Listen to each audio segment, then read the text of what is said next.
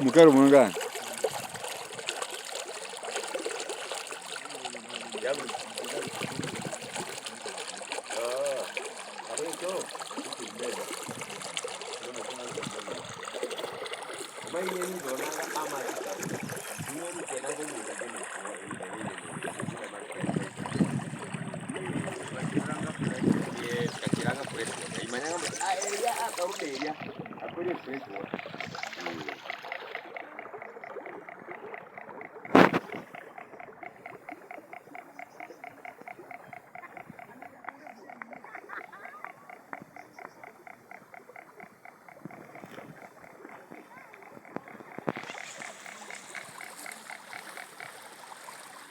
Baho jerenga mi awundi Budalangi mundu bandu ba KBC. Bari Budalangi situation iriho iriye. No rabona mbo situation ndamu khayire sana. Abandi swabona nga sokwa dimanu kuosi. Bari no ubona Budalangi ingawa mafuriko bado haijaingia kwa maboma ya watu, lakini imekula watu wote, ile chakula ya watu wote. So this is which village is this? This one is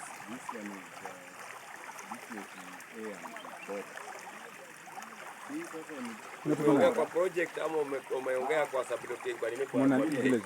Kwa village? Hapa ni Munani. Hapana, Munani. Yes. This Munani village where the Chinese had placed a valve with the intention of draining water from the main canal, the irrigation canal, to the river. But now it was not locked actually, and the valve, when you look at it, is now drawing water from the river. That is the excess water from the river, and drawing it into the main canal. Now what you're seeing here is the main canal of the irrigation project. And the other side, the other part is the paddy. Now we are afraid, or maybe the citizens of this place, the dwellers are afraid that this water may affect people that are downstream, the other part of Budalangi. Now let me just get in touch with one of the dwellers of this place. Maybe you will introduce your name. My name's Eric Omondi. I come from this village. Actually, what is is on the ground at the moment is that this valve was supposed to be a one-way stop gate valve.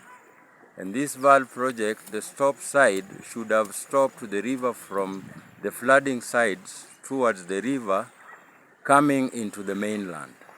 And this valve was actually supposed to cure us. When there are floods on the mainland, it should relieve the flood back into the river. As opposed to the situation now, this gate is drawing water from the river back to the mainland. And we are fearing that it's like you've broken the banks of the dyke, and these banks of the dyke are now pouring the water into the main mass that may go very far if it is not sealed at the moment. Last time or last situation when we had a flood, we actually stopped from the other side of the dyke, inside towards the river, with sacks of soil. So at the moment we are here the way we are, hands down, we don't have the resources. If we could get the resources immediately, I think we can struggle to block the inlet that is now drawing the water from inside the dyke into the mainland. Actually, it is embarrassing. It will appear like to Metoboa, we've made a hole, poured a hole through the dyke. At the moment, given the risk situation, the only thing that can save us is whether the Chinese have to rush here with the resources so that we seal the water from coming from inside the dyke into this place at the moment.